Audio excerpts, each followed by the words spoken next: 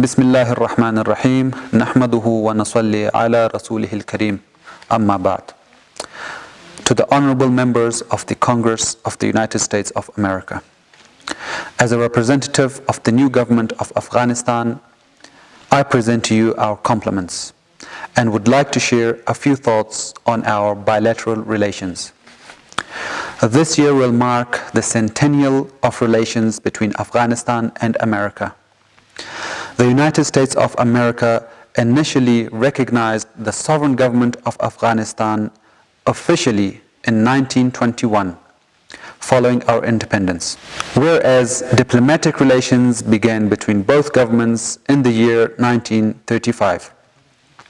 Akin to other world countries, our bilateral relations have also experienced ups and downs. Without any doubt, the two-decade war after the 7th of October 2001 cast a shadow over the relations of the American and Afghan people. But fortunately, the end result of this long war was guaranteed and resolved through a bilateral agreement. The Doha Agreement envisioned positive relations between both countries in the future. We believe the full implementation of the Doha Agreement and commitment to it can open a new chapter of positive relations between both governments and people, which is in the interest of both countries.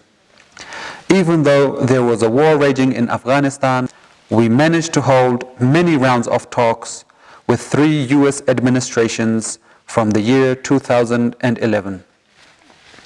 As you are already aware, the Islamic Emirate of Afghanistan entered Kabul at the request of the people, especially the residents of Kabul, in order to prevent chaos and to fill the power vacuum left behind by the irresponsible escape of the head of the previous administration.